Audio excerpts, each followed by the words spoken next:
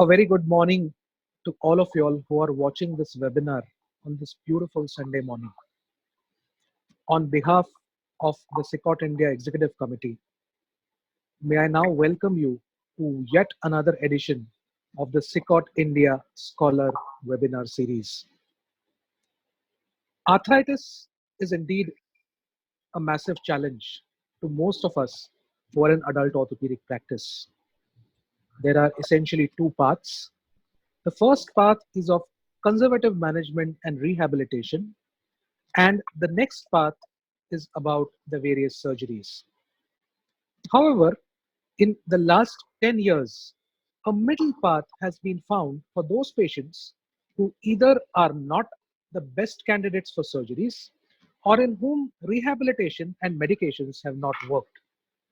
Today, we have a speaker, a pioneer of Orthobiologics in India, and he's going to tell us about the biology behind Orthobiologics. Our speaker today, Dr. Vijay Shetty, is the Vice President of the Indian Association of Sports Medicine. He's the General Secretary of the Indian Biologics Orthopedic Society. He's a consultant orthopedic surgeon, adult hip and knee specialist at the Hiranandani Hospital in Mumbai. As a career statement, he's a 3 times Limca Book of Record holder in total knee replacement surgery. He's the associate editor of the Sicot International Journal. He's an international examiner of Sicot examinations. He's a member of the editorial board of HIP International. It is the journal of the ISACA, Journal of Arthroscopy and Joint Replacement Surgery, and the Journal of Asian Journal of Arthroscopy. He's a full-time reviewer of the Journal of Bone and Joint Surgery, UK, HIP International Italy, British Journal of Sports Medicine, and Australian Journal of Sports Medicine, and the Indian Journal of Orthopedics. He's a regular faculty at the Sicot Education Day. He's a faculty of AO Trauma. He's a peer reviewer for the Sicot International Conference abstracts. He was the first one to introduce platelet-rich plasma therapy in India in the year 2009. He's a founder member of the Biological Orthopedic Society of the US, which was formed in Los Angeles in the year 2009. He has been nominated for the Best Scientific Paper at the Sicot International Orthopedic Conference in Morocco. He's a member of the British Business Group in India, a member of the Association of British Scholars in Mumbai, India. He's got several research publications in international journals, has lectured tremendously all across the world in international conferences, and has been a participant and demonstrator in live surgeries. He's a chairman and scientific committee member of various national and international conferences. So, without really putting in too much time, may I now introduce the speaker for today. Dr. Ashok Sham is going to help us conduct this webinar, and Dr. Vijay Shetty is going to be the speaker who is going to speak on the biology behind orthobiologics. I welcome Dr. Vijay Shetty.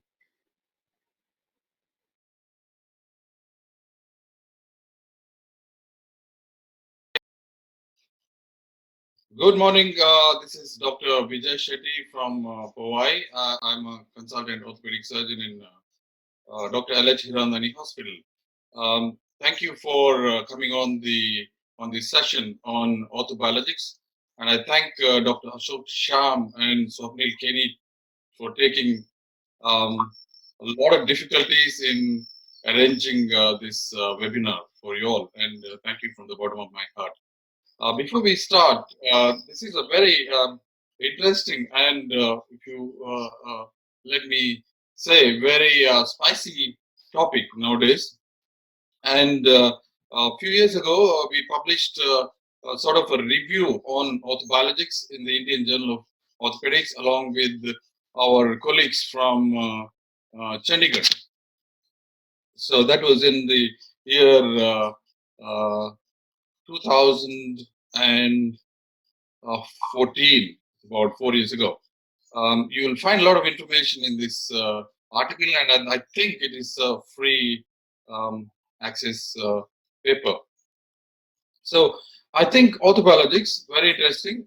Way back in 1992, this author, Leland Kaiser, actually predicted that in the future, a new branch of medicine will develop that attempts to change the course of chronic diseases, and in many instances will regenerate tired and failing organ systems. In other words, what he said at the time was that there will be a branch of medicine which can be regenerative, which can actually regenerate some tissues that are not healing. This is very, very important because why we should even think about orthobiologics. Orthobiologics is a branch of orthopedic medical practice where we try and do some lateral thinking. Now, if you really look at this slide, it's very interesting. I think there is no confusion at all when you look at this person's knees. Obviously, it's deformed, degenerated knees, and those are the X-rays, very bad. There is no confusion. There is no debate. This person needs definitely a knee replacement. There is no other option. Whereas when you look at some other conditions, even today, there are some clinical conditions which are a big, big challenge for us practicing orthopedic surgeons. And these are the conditions which have been around for many years.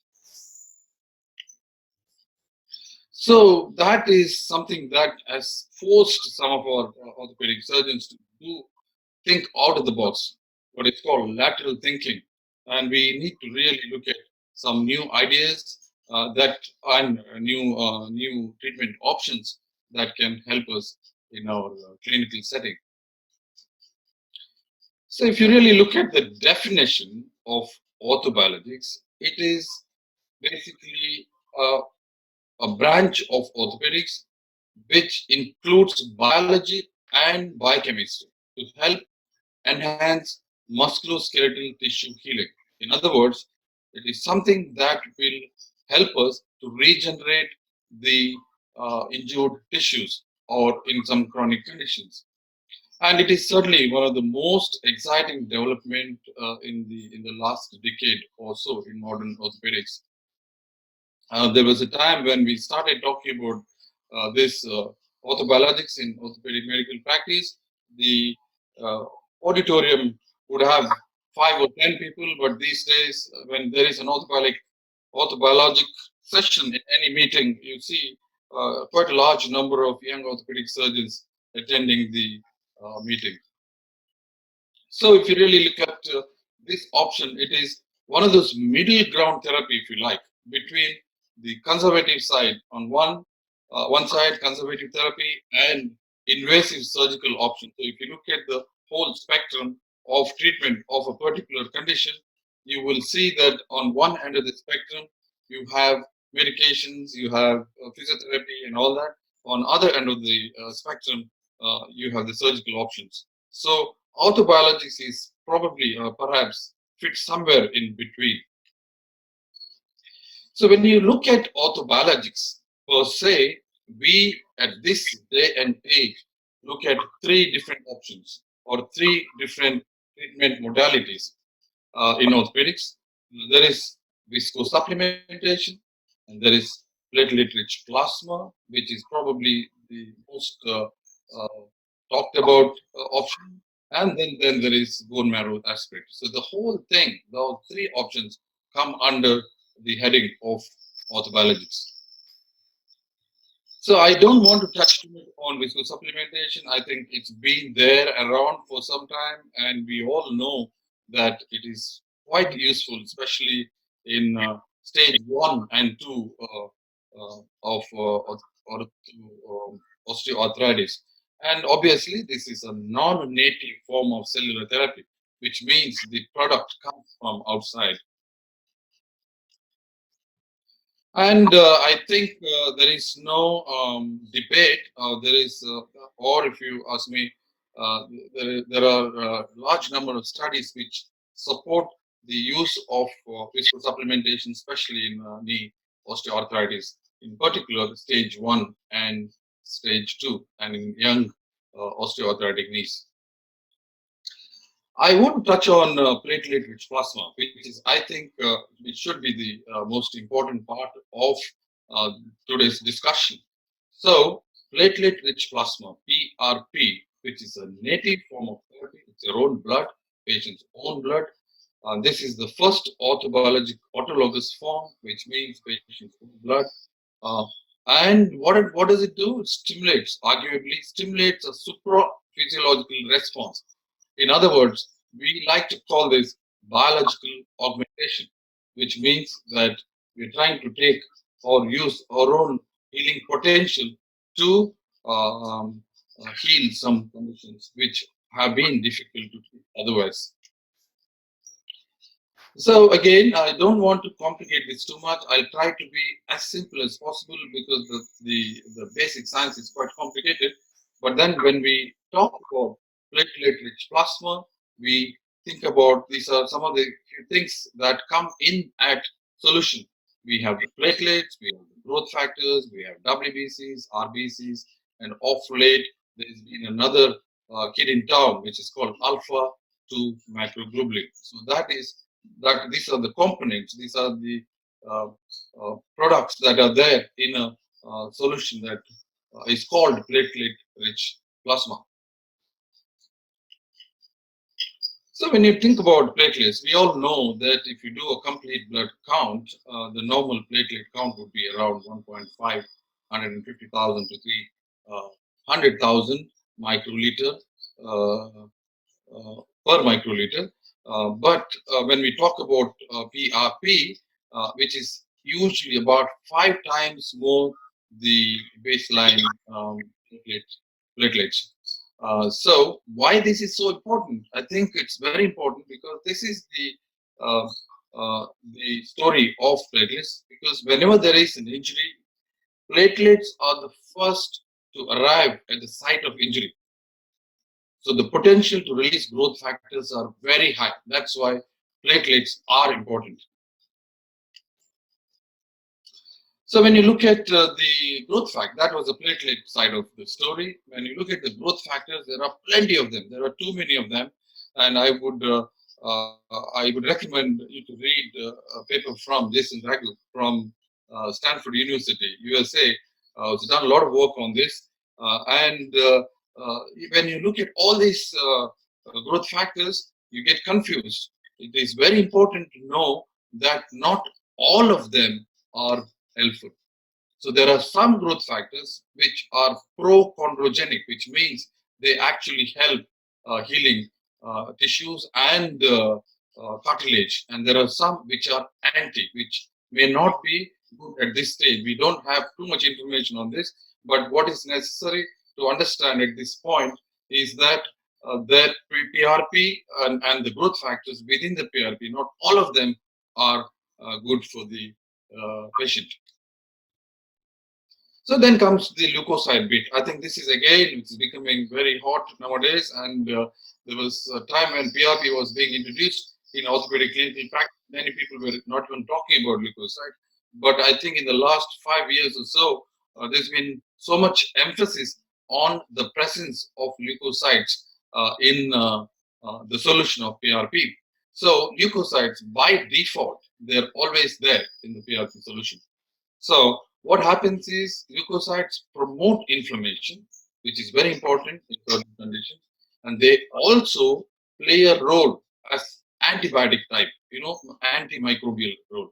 This is important because you would have read about the use of PRP in cardiothoracic surgery when they open the chest wound, and many cardiothoracic surgeons nowadays apply PRP just to make sure that there is with the hope that you would prevent infection at the operation site. So most, as I mentioned earlier, most preparations of PRP are leukocyte rich by default. There are leukocytes, there are WBCs in a solution that is being prepared. But there are animal studies have shown that leukocyte rich PRP is bad for tendons. This is very important. Now I've just been saying that means in some conditions we may have to actually remove these white cells from the solution. So for that, you may need some special kits. So this is the current, at the moment, most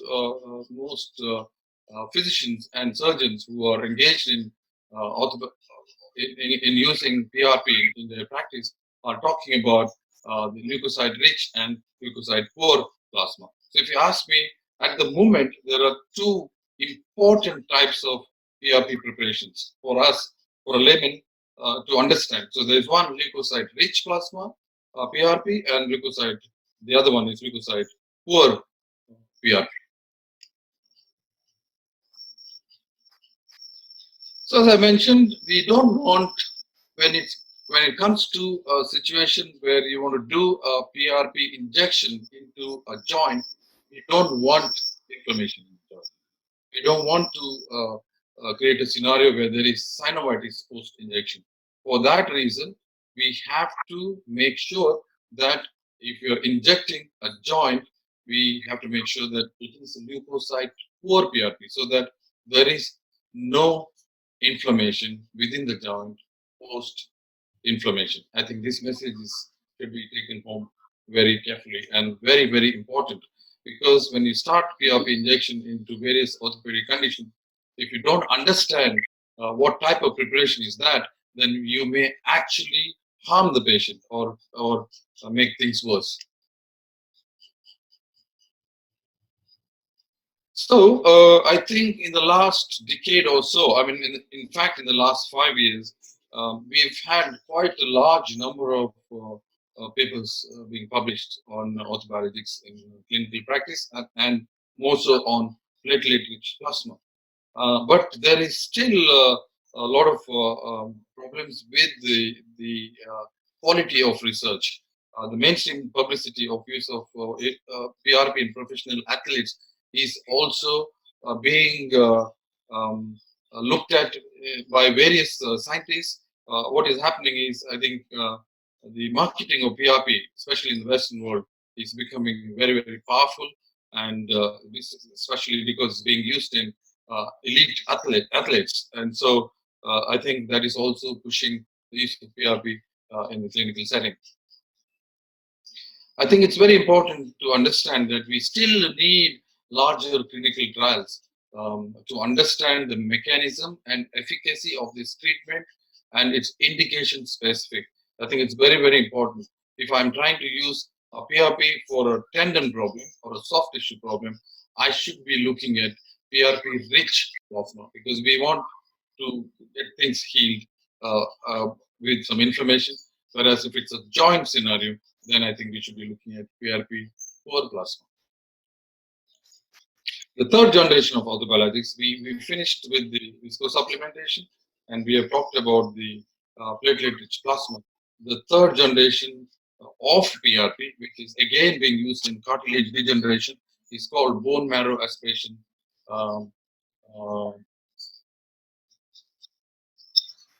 just forgetting what C stands for. Okay, BMAC induces differentiation or proliferation of resident stem cells, and this has chondrogenic potential. And again, when you talk about BMAC, which is again being used widely nowadays, there is paucity of high quality research, and we actually need larger clinical trials and physician collaboration required to further expand this third generation of biologics. Let me tell you, there are a lot of people using BMAC for cartilage, focal cartilage defects, and results are encouraging.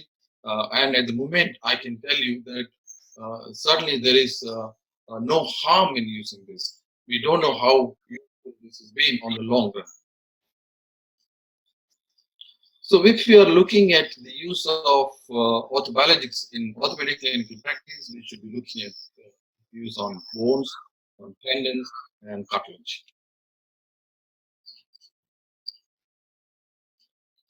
As I mentioned, when I started PRP in my practice, I was not even sure whether it was leukocyte rich or poor.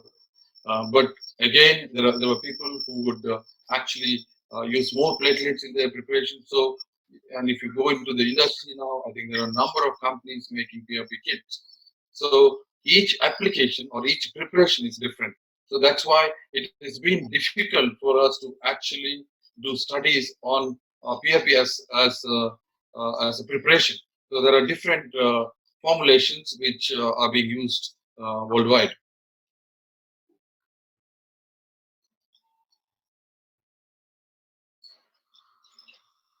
The VMAC injection for tissue engineering is also taking shape now, and it's more its use in cartilage regeneration is becoming quite popular. This is what we do in severe condyle defects, in multiple condyle defects. There are people who do arthroscopic application of BMAC. In fact, you can make BMAC gel, which is quite stable even for undersurface of the patella, and a lot of people do this arthroscopically. But in a situation like this, where you have severe condyle defects in multiple areas, there is no harm in opening the joint and filling the defects. So this is a big marketplace. I think in the last 7-8 years, Orthobiologics has become a very popular destination for young orthopedic surgeons, especially. And you've heard about a lot of institutions abroad. People are making commercial gels and so many things. So it is a big business. Now this is uh, supposed to reach over $500 million by this year end, the whole business of orthobiologics. So I think there is a lot of potential in orthobiologics. The big question at the moment is, am I going to recommend uh, this to my patients? I think it is very important with the background that you know that potentially there is no harm in using orthobiologics, especially platelet-rich plasma. But at the same time, for an anxious patient, I think it's very important that you sit with him or her and take them through the whole process of preparations and the short-term results and the long-term results of using this, what can go, or what may happen in 3 months or 6 months, and there is a chance that it may not even work. I think it's very important that you tell them, and if they give their consent, I think you should go for it, because definitely this is a midway approach between the conservative therapy and surgical option. In my own clinical practice, I have been using PRP for Achilles tendon and plantar fasciitis. We have published some of our results, but I'm quite encouraged by my results with plantar fasciitis. It's been very encouraging. So I'm using PRP for plantar fasciitis largely, especially the ones which are recalcitrant. Recalcitrant plantar fasciitis is the one which is probably the right indication before going under the knife. My experience with the osteoarthritis is limited. Uh, So I think the important message here is a surgeon who wants to take this on board in its practice should know how it works and does it work at all, and what preparation is necessary for that particular indication. Is it safe? It's more important to know whether it's safe or not. But there is enough evidence that use of PRP and BMAC is safe, and I can tell you that the National Institute of Clinical Excellence in the UK has taken orthobiologics on board for clinical applications, which means that it is safe, the government has approved. And is it cost effective? This is a question that we must ask in our country. Now, let's imagine a scenario where a person comes with recalcitrant plantar fasciitis. You offer steroid injection and you do it well. They get good results and very nice, and it doesn't cost much. But if I'm doing a PRP in my setup, I have a PRP room in our hospital, and the whole thing costs around 30,000 rupees per injection. So then comes a question: patient who is sitting in front of you, how would you tell them that this is almost 5-6 times more than the injection with steroids? So there are a lot of things about this, but is it cost effective? If you ask me, I have done over 200 PRP injections for plantar fasciitis in my setup in the last 7-8 years, and I'm thoroughly encouraged, especially for the recalcitrant ones. So at the moment, we have more questions than answers on the use of orthobiologics in clinical practice. But however, I think safety is done. Efficacy is still being debated. Cost effectiveness, where there is national insurance, I think it's okay. But in our private setup here in India, we'll have to really discuss that with the patient. Thank you very much for your attention. I encourage you to attend this meeting. This is next one in Chennai. This is the second annual meeting of Indian Biologics Orthobiologics Society. A lot of questions will be answered around there, and there'll be many experts coming from all over the world. It will be a good opportunity to meet people and network. Thank you for your attention, and sorry to bother you on a Sunday. Thank you. I thank Dr. Vijay Shetty for a wonderful lecture and webinar. It was indeed enlightening experience for me as well as I'm certain for most of y'all. And now we will take a few questions before we end this webinar. I thank all of you for participating in this webinar. And if there are any other questions which you have, which may come after this webinar, you can write to us at sicotindiascholar@gmail.com. Thank you very much and have a wonderful Sunday.